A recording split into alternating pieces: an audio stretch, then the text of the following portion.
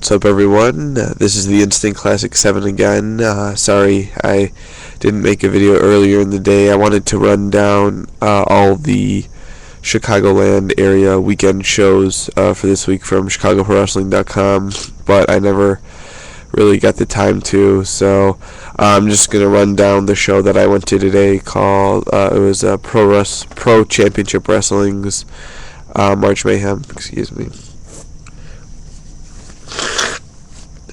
Actually, I'm quite sick. I'm kind of regretting going, but it was a great show, so I had a lot of fun, so it was some good stuff. None of my friends were able to come with me today, which was unfortunate, so I had to go by myself, but it was a lot of fun, so I'll run down the show. We had this special announcement by Wally Wild. He had just won a tournament to be in a title match at a show of theirs called Dream Night, and I assume that's like their WrestleMania because they're gonna have Tammy, Sonny Stitch, and Christian Cage there, so it's a pretty big deal. And this Wally guy won a tournament to win a shot at the belt at that show. So he put it on the line against some guy. I didn't catch his name. It's not on this here little paper thing. So he won, though. He retained his spot. So it was a pretty decent match.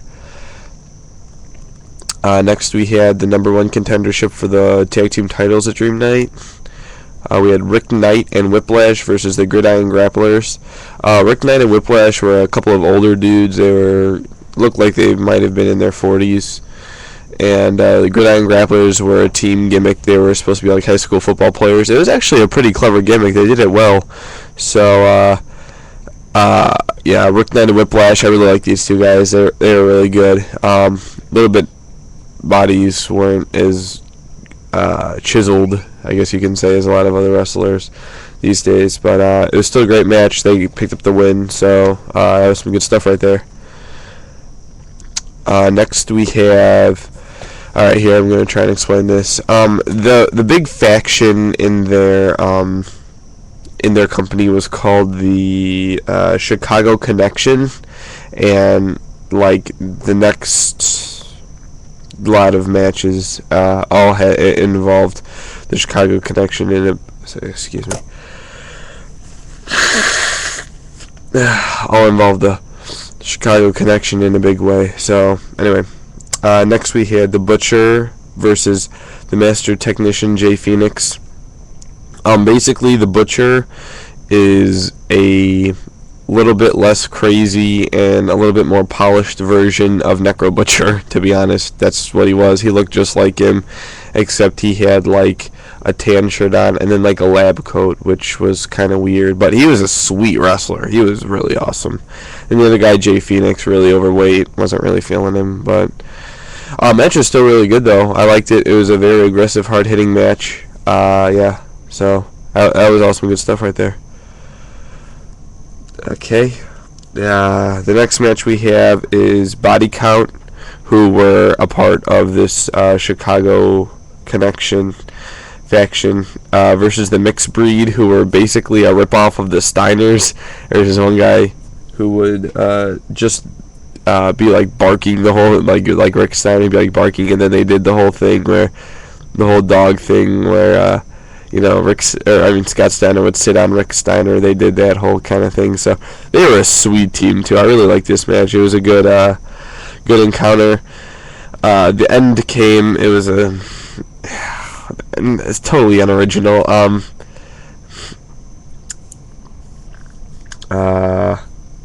I think what happened? I think that one of the guys from Body Count tried to hit one of the guys from Mixed Breed out with the belt, and the guy from Mixed Breed ducked, and he hit his own partner on accident with the belt. So the guy who had the belt originally rolled out of the ring and threw the belt back in, and the guy from Mixed Breed caught it and the ref saw the guy who was laid out, and then he saw the guy from mixed breed with the belt and disqualified him. So basically, if you've seen Eddie Guerrero do that thing to, I believe it was like Ken Kennedy, it was basically the same thing, kind of a screwy finish, but whatever. Next we had the intermission. God, so many wrestlers walking around. I mean, it was just sweet. I just want to say this was a really fun show. The crowd, there's a lot of families, a lot of just really wrestling fans. It was a great crowd. I really enjoyed it myself. So yeah, some good stuff. They're all the wrestlers are visiting with the kids and whatnot. So yeah, it was sweet. All right, next I think we had JT Simmons and the Foreign Exchange versus Jared Priest, Matt Creed, and the American Classic, Chris Hamilton. Basically, JT Simmons was supposed to be this French guy. He wore one of those fishnet shirts, and the Foreign Exchange were these two Israeli gentlemen, and they kind of did their whole thing. And the other three guys were really Americanized, so they had their kind of Team America thing. So the American guys wound up picking up the win. Solid 6-man tag. Nothing great, nothing to write home about, but wasn't bad either. So, yep. Next we had the Midwest title, the match between Hot Bod Sean Davis versus the feature presentation Johnny Mac. Johnny Mac had held this belt for a long time before, and Hot Bod Sean Davis was the current champion, so they had a lot of encounters before. I just want to say, during this match, I went into the bathroom, and the guy who was in the last match, JT Simmons, was in there, and he was bleeding like hell. I couldn't figure out what was wrong with him, but I went to go get some tissues for my allergies, and he was bleeding like hell. I was kind of concerned. I didn't say anything to him, but I was just whoa, jeez. Anyway, this is a pretty good match. Sean Davis was a native to the town that the show was in, so of course everyone cheered him a lot. Some good high-flying stuff here from both guys. Both guys are actually very athletic, so it was some good stuff. I just also want to say that the ring was very small and seemed very rough. I would not want to get slammed on that. Sometimes you'll get WWE ring and it's not that bad. I'm sure that's just the way I see it. I don't know.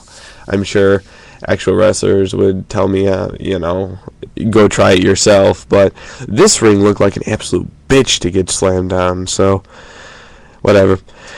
And the final match, we had the champion Aries, not Austin, just straight Aries, and he was from this Chicago Connection group versus the Pocket Rocket Eric Marks. Pretty good stuff here. Yeah, they procrastinated a lot in the beginning, which kind of pissed off the crowd. They were getting aggravated and chanting boring and whatnot. But it got better, and it did really well.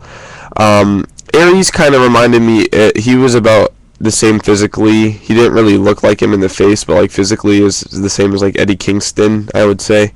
And Eric Marks kind of reminded me of Matt Cross, so there's a couple of comparisons for you there. Yeah, like I said, decent match. Not really main event worthy, I wouldn't say, but it was still good. It was still enjoyable, so what are you going to do? Overall, I was kind of expecting different. I always think of indies as always focused on wrestling, and this is a more show focused on entertainment. So, it wasn't necessarily bad. It was a very good show, but I was just expecting different. I do like the entertainment aspect of wrestling a lot. I like the WWE and TNA aspect of entertainment of wrestling, but and even Ring of Honor when it does. But I was just going in expecting something different and got something totally different, so that's what kind of brought it down a little bit for me, but still a great show. Here's the promotional flyer for the next show. It's going to be in Southern Illinois in a town called Summit, so I don't know where that is. If you're in Southern Illinois, go check them out. Great promotion. So yeah, I will I hope everyone gets geared up for WrestleMania tomorrow, and if you're in Orlando, dude, have a kick-ass time. I will see you all tomorrow, and yeah, I'm out. Thanks.